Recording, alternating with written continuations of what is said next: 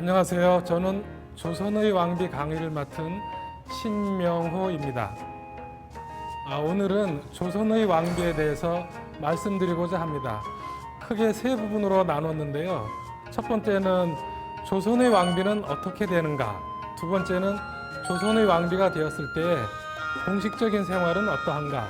마지막으로 조선의 왕비의 개인적인 생활은 어떤가? 이렇게 크게 세 부분으로 나누어서 말씀을 드리고자 합니다. 먼저 조선의 왕비가 되는 것은 어떠한 과정을 거쳐서인지에 대해서 오늘 말씀드리고자 합니다.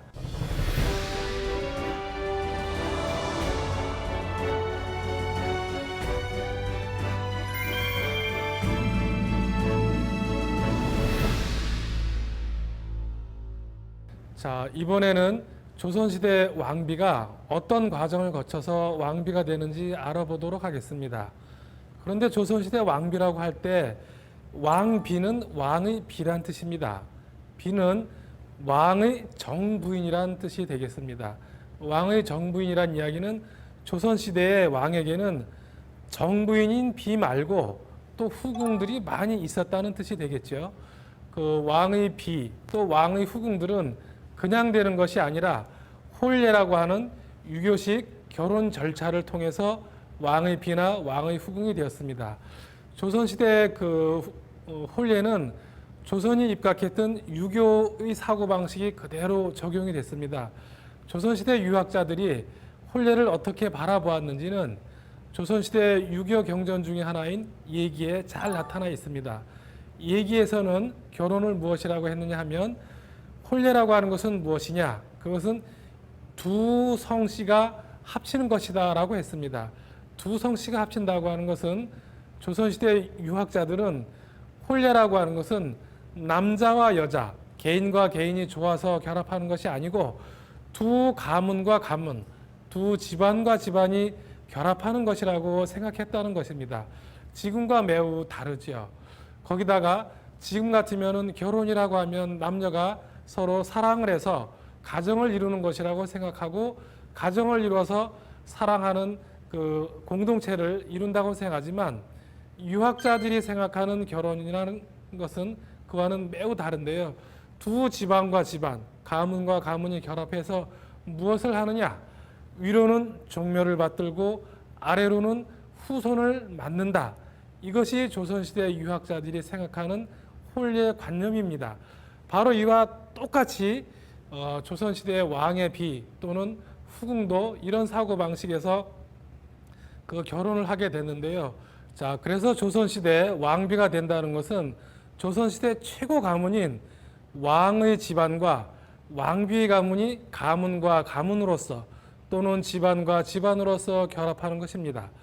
조선시대 왕비 가문은 아무 가문이 되는 게 아니고 조선을 대표하는 몇몇 가문 중에서 왕비 가문이 나왔는데요.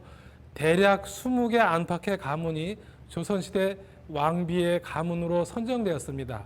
이래서 조선시대 왕비가 된다는 것은 왕실인 전주이씨 가문과 조선을 대표하는 왕비 가문 약 20개 가문 중에서 한 가문이 선정되어서 가문과 가문이 결합하는데 결합할 때 복잡한 과정을 거칩니다. 그 과정을 조선 왕실에서는 가례라고 하였습니다.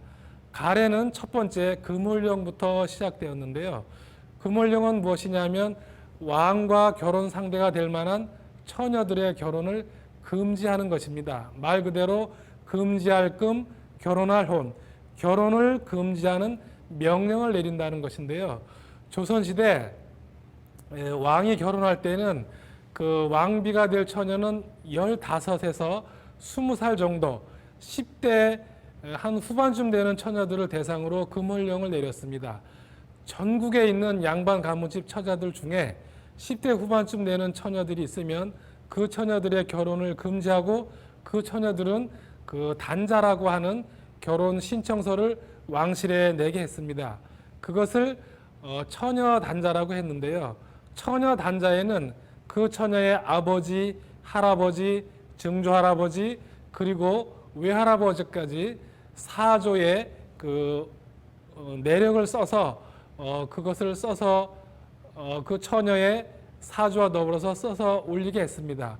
그러면 왕실에서는 이 단자를 보고 이 처녀의 사주와 집안을 가지고 세 차례에 걸쳐서 선정을 했는데, 그렇게 선정을 하는 것을 간택이라고 합니다. 첫 번째 하는 간택을 초간택, 두 번째 하는 간택을 재간택, 마지막 간택을 삼간택이라고 합니다. 이렇게 삼간택을 거쳐서 최종 후보자가 선정되면 마지막 그 가래도감이 결정이 되어서 왕비를 궁중에 드리는 그 의례가 진행됩니다. 가래도감이 설치되면 제일 먼저 아무개 집의 처녀를 왕비로 드리게 되었다라고 하는 것을 종묘에 가서 조상님들에게 고하는데, 그것을 택일이라고 합니다.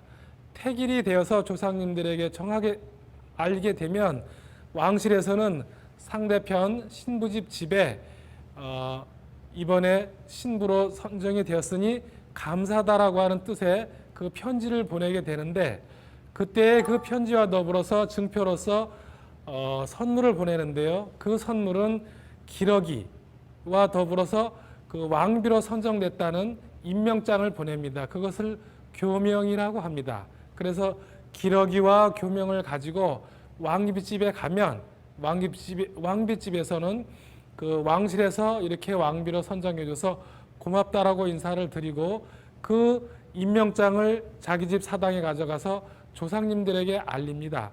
이런 의례를 납체라고 합니다.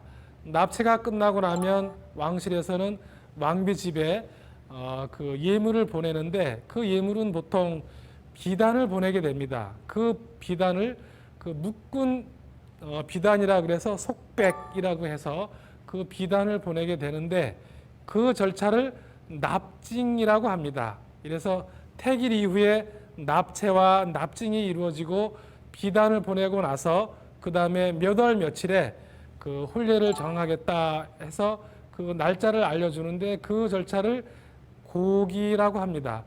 이렇게 되면 신부 집에서는 그 왕비로 정해진 그 처녀를 그 별궁에 모시고 가서 그 신부 수업을 하게 되는데요. 대략 한두 달 정도 신부 수업을 하게 됩니다. 그곳에서는 궁중에 들어가서 쓸 그 말이나 또는 의례, 생활, 태도, 행동, 양식 뭐 이런 것들을 그 궁중에서 그 원로 상궁에 나와서 궁중 그 예법을 가르쳐 주는데, 그것을 통해서 궁중에 들어가서 어떻게 생활하는지를 이제 처녀는 미리 배우게 되죠. 그 별궁에서 그 궁중 생활을 공부한 다음에 책비례라고 하는 의례를 거쳐서 공식적으로 왕비에 책봉되는데, 말 그대로 책봉한다는 뜻이고 왕비란 뜻입니다. 책비례는 그래서 왕비에 책봉하는 의례라는 뜻인데, 이때의 책비례 때 왕비에게 주는 그 증표가 무엇이냐 하면 왕비로 임명했다라고 하는 임명장, 바로 교명이 되겠죠. 그리고 왕비를 상징하는 도장, 바로 금보를 받고 왕비를 상징하는 옷을 받습니다. 명복이라고도 하고, 그 옷에는 꿩이 새겨져 있기 때문에 적의라고도 하는데, 그 옷 또 교명 그리고 도장을 받음으로써 이 처녀는 왕비로서 공인됩니다. 그래서 이 책비례를 끝내고 나면 어느 날 날짜를 잡아서 이제 왕비는 궁중으로 왕과 첫날 밤을 치르러 들어가게 되는데요. 그것을 명사봉영이라고 합니다. 사신에게 보내서 이 왕비를 별궁에서 궁중으로 모시고 온다는 뜻이 되겠습니다. 명사봉영을 할 때에 바로 사신이 궁궐 밖으로 나가서 이 왕비를 데리고 궁중 안으로 데리고 옵니다. 그러면 이 명사봉영은 이제 저녁에 이루어지는데, 저녁 때에 이 왕비를 모시고 와서 왕의 침실로 가서 거기에서 첫날 밤을 치르게 되는데요. 그 첫날 밤을 치르게 되는 그 절차를 동내연이라고 합니다. 동내연은 무엇이냐면 함께 석 잔의 술을 마시고 초야를 치른다는 그 이야기입니다. 자, 이래서 조선시대의 그 가래도감에서는 이 왕비를 책봉한 다음에 이 왕비를 궁중으로 모시고 들어갈 때 그 절차를 그림으로 그려서 그 의궤에 남겼는데, 그것이 반차도에 많이 남아 있습니다. 여기에 보시면 가래 반차도 중에 왕비를 별궁에서 궁중으로 모시고 가는 그림이 여기 있습니다. 여기 보면 뚜껑이 닫혀 있는 가마 안에 왕비가 타고 있죠. 저 왕비가 타고 있는 저 가마, 저것이 바로 연이라고 하고 또는 덩이라고도 하는데 저 안에 지금 왕비가 타고 지금 별궁에서 궁으로 들어가고 있습니다. 저 가마를 여러 남자들이 메고 있고 주변에는 저 왕비를 모시는 궁녀들이 있는데 이 궁녀들을 보면 너울을 쓰고 있습니다. 조선시대 남녀 유별에 입각해서 저 궁녀들이 밖에 나와서 왕비를 모시고 지금 궁으로 들어가지만 주변에 남자들이 있기 때문에 얼굴을 보여주지 않기 위해서 지금 얼굴을 가리고 있습니다. 궁녀들 앞에는 지금 환관들이 쭉 모시고 가고 있지요. 이렇게 그 다양한 그림들을 그려서 이것을 그 만든 책이 그 가래와 관련된 이런 이제 의궤들인데 조선시대 이런 그 가래 의궤가 많이 남아 있습니다. 들어가면 조선시대 가장 이제 화려한 첫날 밤과 관련된 그 절차가 이루어지는데 동내연이라고 하는 이제 그 절차가 이루어지게 되겠습니다. 자, 여기 가래 의궤에 보면 동내연과 관련된 그림도 자세하게 나타나 있습니다. 동내연 매치도를 여기 보시면 여기 그 왕과 왕비가 앉는 자리가 있고 그 주변에 아름답게 지금 배치물들이 있습니다. 맨 앞쪽에 그 채화라고 해서 준화라고 하는 병에 그 인조꽃을 만들어 놓은 아름다운 꽃이 있습니다. 저것은 왕과 왕비가 첫날 밤을 치를 때 그 아름다운 공간 연출을 위해서 저렇게 아름다운 꽃을 궁중채화를 만들어서 장식을 한 거고요. 저기 양측에 앉아 있고 주변에 있는 그 상에는 안주인 그 과일을 놓고 그리고 그 상에는 또 그 술을 올려놓는데요.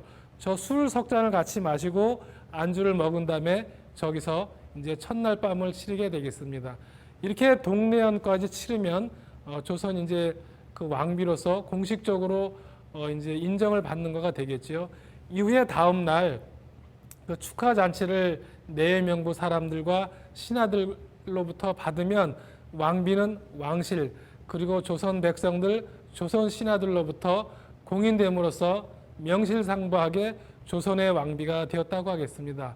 최종적으로는 중국 황제에게 고명을 받음으로써 조선의 왕비는 대외적으로 그리고 대내적으로 확실한 왕비가 되는 것이라고 하겠습니다. 이처럼 조선시대 왕비가 되기 위해서는 중국의 황제로부터 고명을 받아야 되고 또 대내적으로는 가래에 입각한 다양한 절차를 거쳐야 되는데 이것은 그만큼 조선시대 왕비가 중요한 존재였기 때문에 이렇게 복잡한 절차를 거쳤다고 하겠습니다.